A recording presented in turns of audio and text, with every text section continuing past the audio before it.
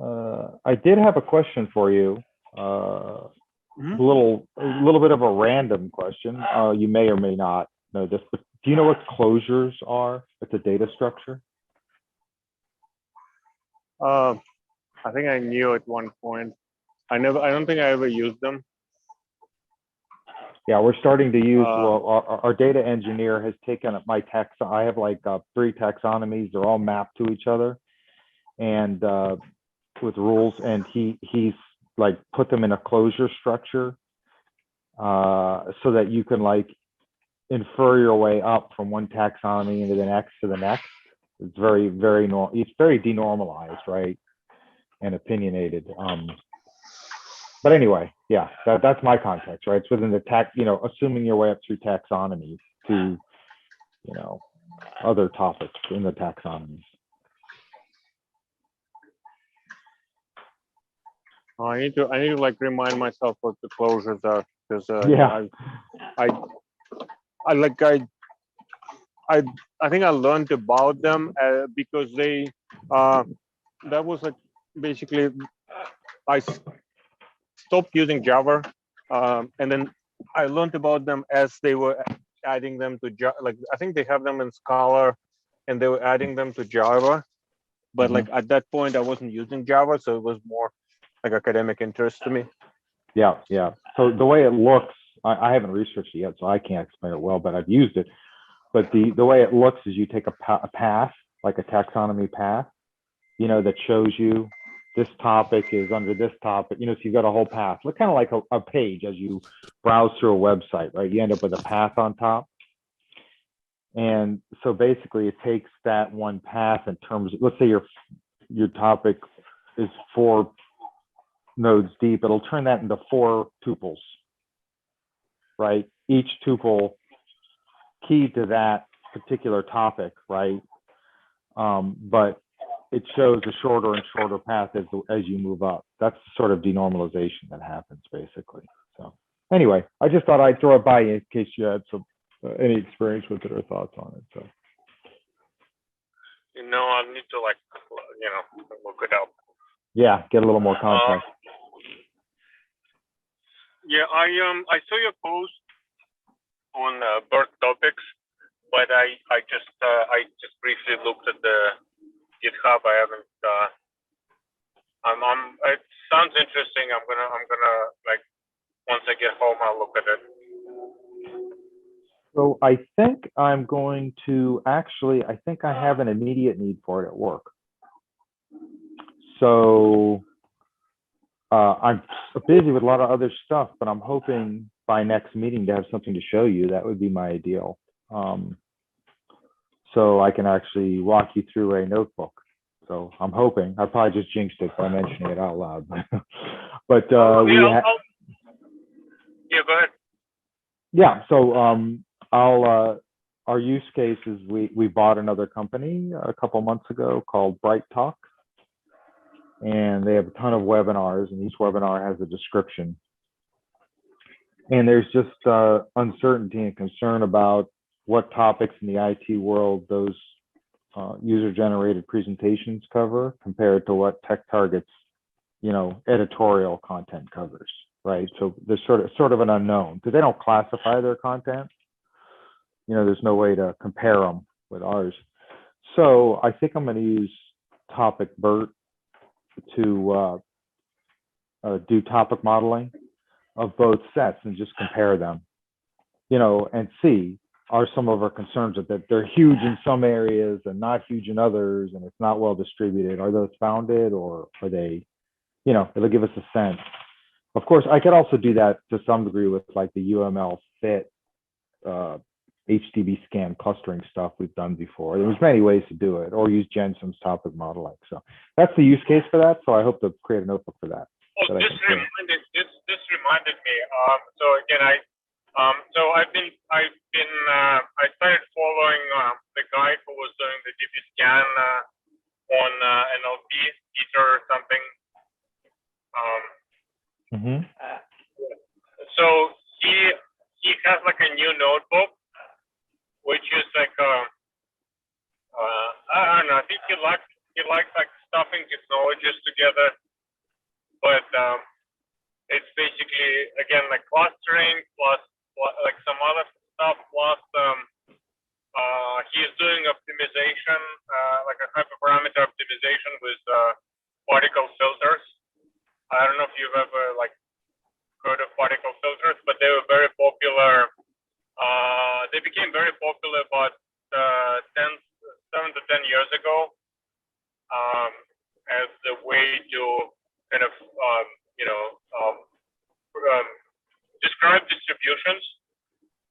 So people started using them in signal processing instead of Kalman filter, but I think he's using it for optimization now. So I'm curious, and now it's outside of my current area of interest, but I used to do that before, so I'm curious to follow that notebook.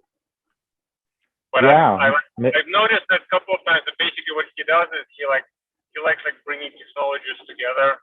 That's Yeah, what's that guy's name? I forgot his name, but he's doing it because of work, right? I mean, like all of us. I think you talked to him at some point, right? Because yeah. No, I did. I just can't remember his name. I want to look it up now. I mean, I'd like you to post it if I can't find it, but I'll post the link to the tweet because I thought it was it's just hilarious combinations of technologies that sort of from my past life and then the current technologies. So yeah, no, I'd love to see that because everything he produces like that when he combines technologies, they're like gold. I mean, if they don't fit your use case, they're not as gold, but they're really sweet. Oh, and the other thing is, I don't know if you saw that Leo is back on Slack. Oh, Leo? Yeah, that's cool. No. Is he participating in anything? I know that somebody asked some question and I replied and then he replied. That's why I saw that he's back. Yeah. But yeah, I haven't talked to him. Yeah. I've been wondering what he's up to. I don't have much. I was gonna I think I'm gonna post. There are two interesting knowledge graph things that I've found.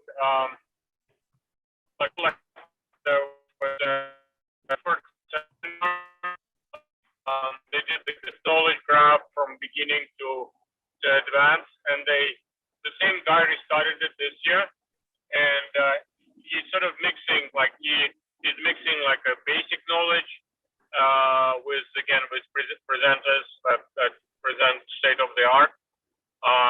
So it's an interesting. I thought it's interesting learning resource. And then there's another knowledge graph conference that's happening next week. So we actually, because it's in New York, we actually thought of it. I think somebody attended it the first time from my work, and then last year it was online, so it was actually $25 for students. So a friend of mine attended because he still has his student accounts. But now this year it's expensive, so I don't think we're attending. But it's like a practical knowledge graph conference, like an industry. They have Amazon presenting there. They have a bunch of companies that not only companies that build tools, but the companies that actually are using knowledge graphs in production. Yeah, that sounds good. But I'll post it later today. But again, we decided we're probably gonna wait. We're not gonna go, but then watch videos whenever they become. I think they're free after some time.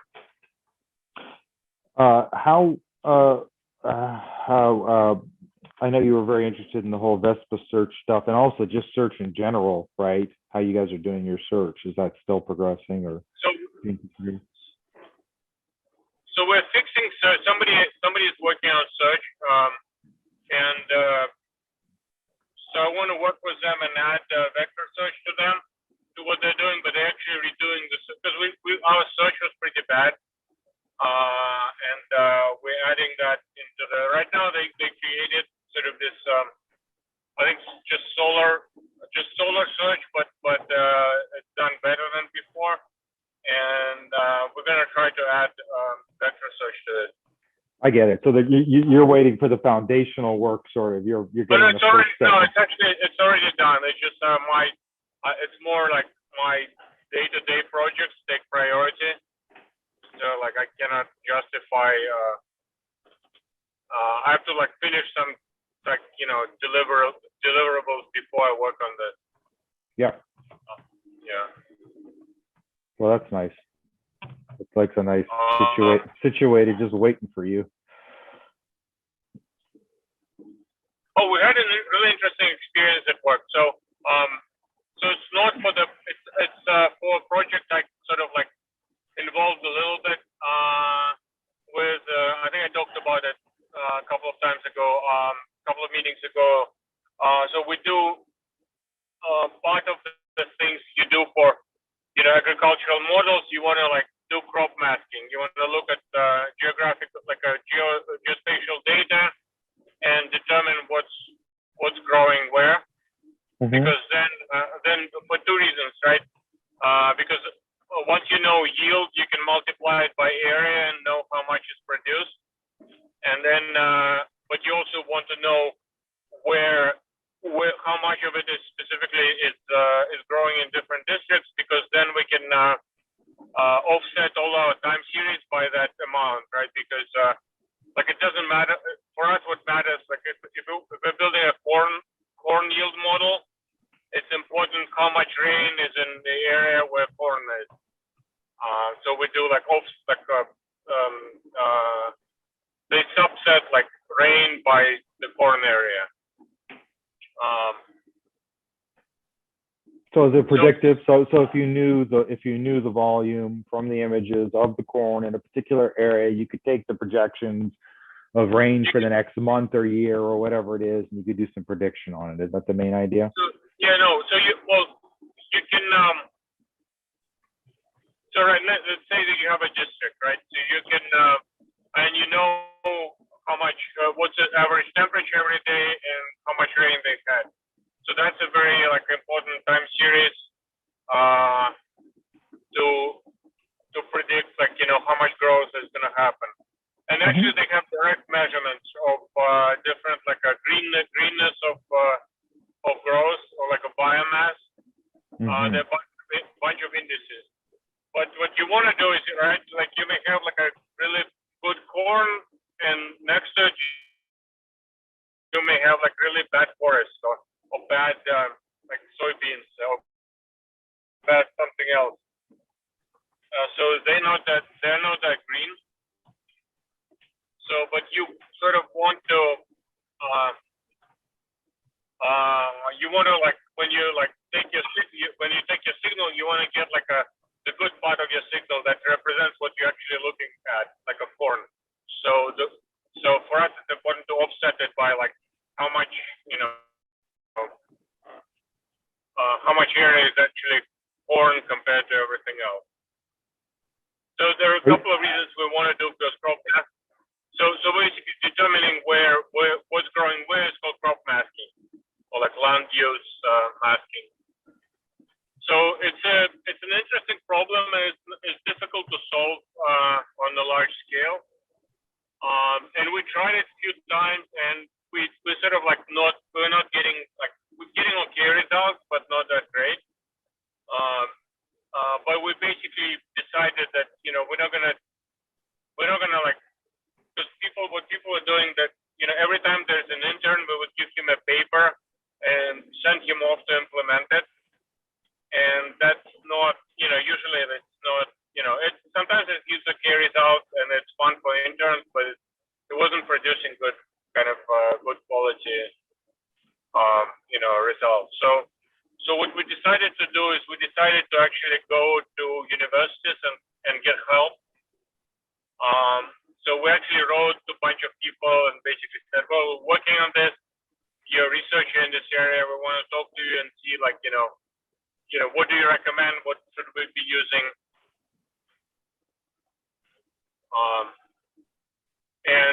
Yesterday we had the first meeting like that. What university? So this particular person, she's in Stanford.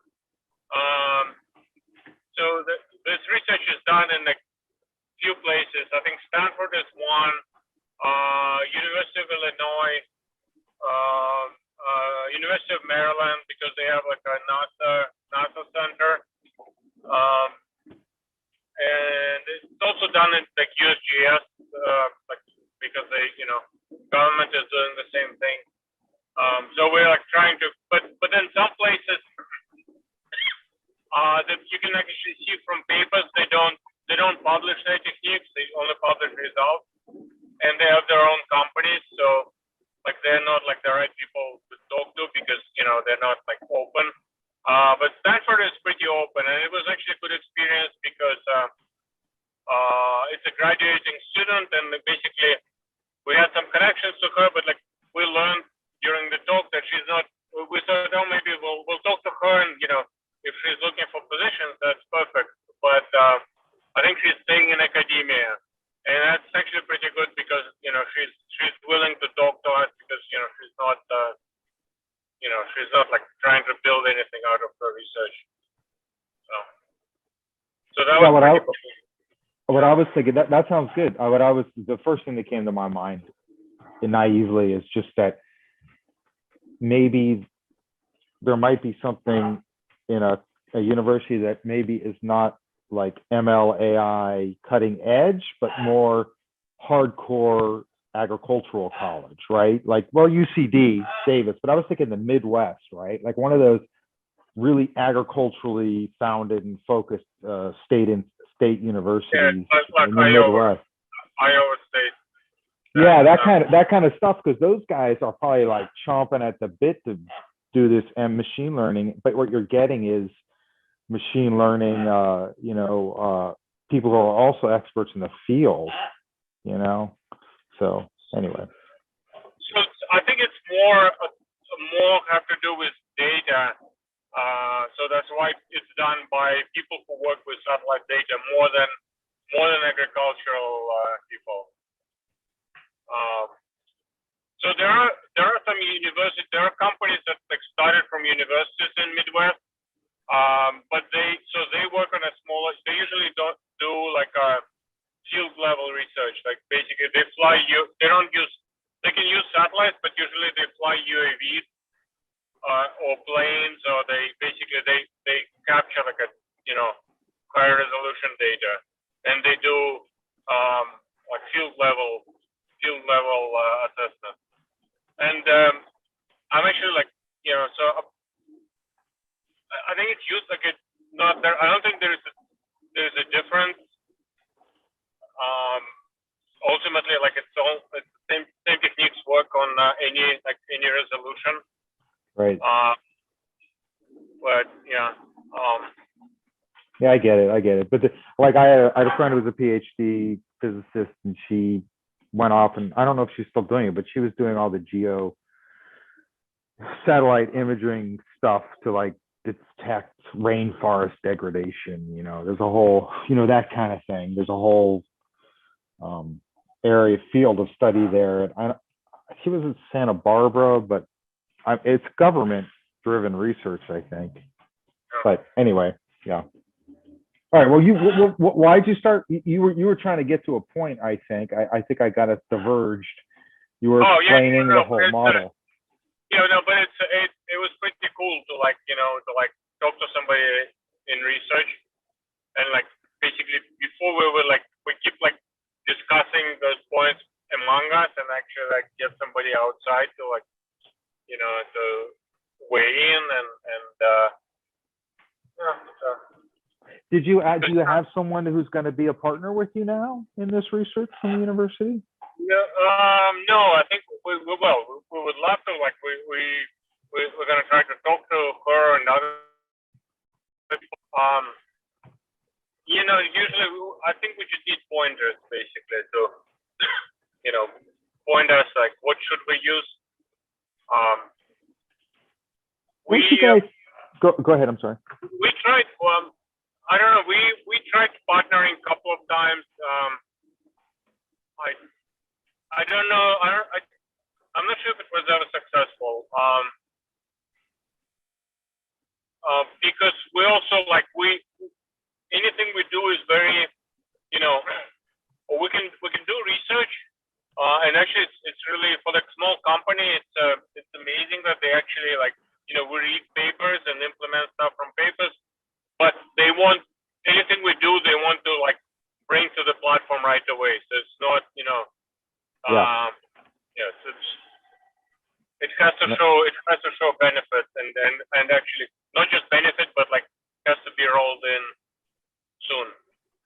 So do you have, as a startup, do you guys have an advisory board? I don't know exactly what that means, but I've heard people talking about how they're doing a startup and they want an advisory board where they have those exactly what you're talking about. Almost if you could think about jumping onto a Slack discussion with your advisory board. I don't know how you motivate that board. I don't know if they pay people to be on the board, but you could jump on there and like brainstorm with these guys. That's what it sounds like you're sort of trying to do. Yeah, I think our board, actually they just added people to our board because we got like more financing. But I think usually people on our board are, I think they're like finance, like because that's what, ultimately I think, we want to work with different type of companies, but I think like, people who, basically do like financial risk assessment and trying to like do predictions on commodities out there. Like basically, ultimately, that's those are the paying clients. So advisory board is something different that a lot of startups I think they use. It's not the same as the board, right? I think it's different. Anyway, I mean, I'm sure that's out of your wheelhouse for your company, but it sounds to me like that would make it a sustainable thing, right? If you had this mind sharing that you could tap once in a while, because it wouldn't be hard for them, right? And they get to sort of see what's going on in industry, but you'd have on that board sort of that brain trust out there in the world that could focus on this. This time it was basically us kind of people reaching out to whoever they knew, because we actually have a lot of people from the geospatial world. But I was just I'm happy because I found this person that was presenting yesterday, but it was completely cold email. I saw her. She knows about our company. She was on TWIML Fest. So I don't know if you watched TWIML Fest had a session in sustainable agriculture. I remember it. I don't think I watched it. Yeah. So my CTO was on it, and there were a bunch of people who are basically working in this area. And I think we tried to reach almost all the people that were on that panel. Cool. Anytime I come across a podcast that's agricultural, I'll forward it to you, because I'll monitor the shit out of podcasts. I love listening to them. So that's cool. I just posted. You probably can't get to it right now. Just the Wikipedia definition of advisory board. But anyway,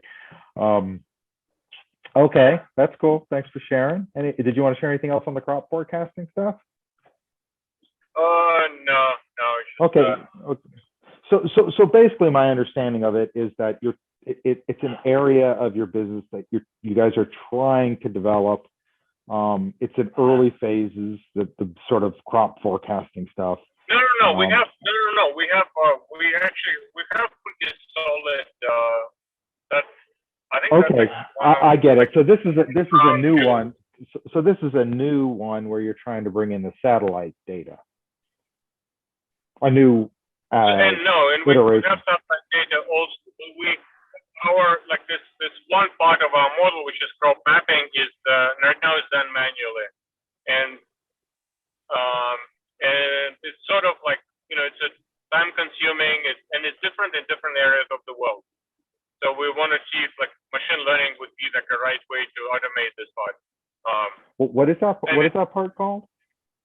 A crop masking, basically like a land use, land use is the other word. Trying to automate crop masking. That's interesting. Yeah, that's a very specific problem. I'm with you. Nice. And you have to do that with people. So and you outsource that, right? No. We do. We have a geospatial engineer who does it. but Okay. it's very like, you know, new area, new crop country pair, what we call them. It's every time it's you know, things grow differently in different parts of the world. Things look very different. So it's Yeah. Interesting. Okay, I get it. That really puts it all in focus. Okay. Anything else you want to talk about or share? smart. Like you have to like go to the new area. Yep. Are you there? I think you must have just gone out. Are you there, Yuri? Hello, hello. Can't hear you. I'll wait a couple minutes here. I see you're talking. No, it's me. I'm waiting for you, Yuri. I don't hear you.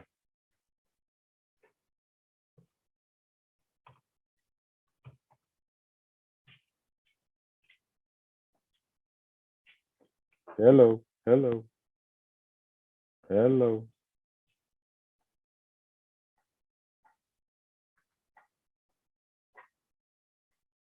Hello. Can you hear me?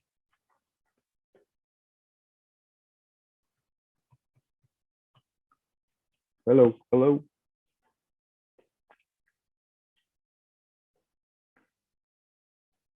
Hello, hello. Oh, something's happening. You there?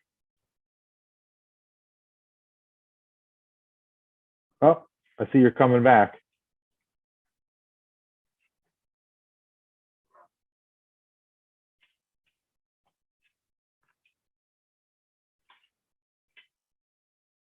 I see you as muted. Darren, Oh, you're coming in and out, but I hear you now. You still there? okay, Oh. yeah, sure. Yeah, Okay. Yeah, I lost you about 2 minutes ago. Okay. Yeah. Yeah, I was in Pennsylvania. Yeah. You know, Just, not very dog-friendly state. So. yeah. Okay. So, was there anything else you want to talk about or share or discuss? No, yeah. I'll look at look at the bird topics also. Like. Cool. Sounds good. I had one other thing to share real quickly. Oh, yeah, it was. You remember, Gensum, the project Gensum. So I've used it a lot for LSI proof of concepts and for other sort of like concept search and for Word to Vac, which is actually going to production. So I convinced my company. It wasn't hard, but I talked with HR and then I talked with our CTO, and we're donating now to Gensum $100 a month, and on an ongoing donation, which is probably pretty good for a small project like that. And we're also now donating to NumPy. I use Pandas and NumPy and a bunch of those things all the time. So we're donating $100 a month to NumPy too. So I was quite glad that happened. I think it's nice to be able to give back like that.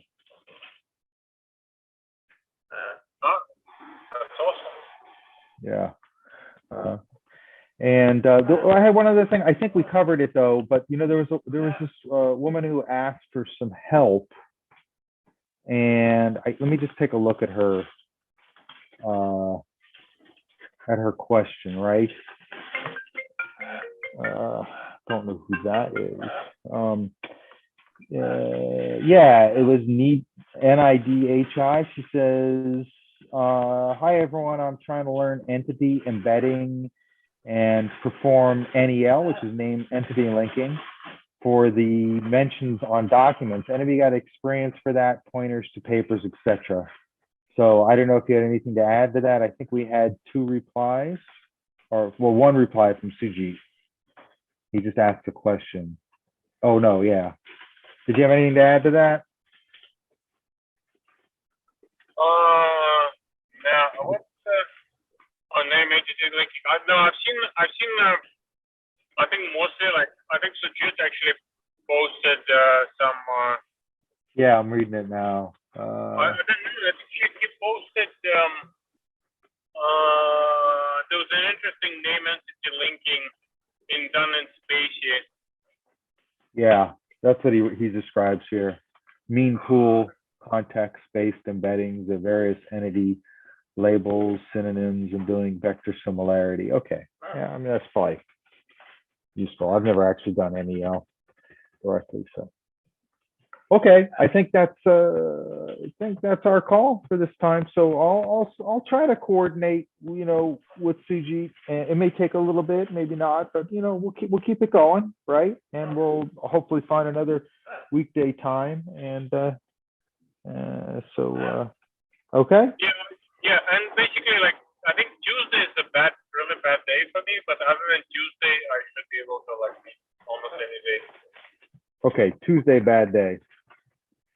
Bad Yuri day, and then the classes. I'm with you. Yeah. Okay. Yeah, I'm gonna continue doing PyTorch, and then I do Kaggle after that. So Saturday, 2 classes on Saturday, and then 1 class on Sunday. And if we have to move a little bit later in the afternoon, can you do that during the non-Tuesdays?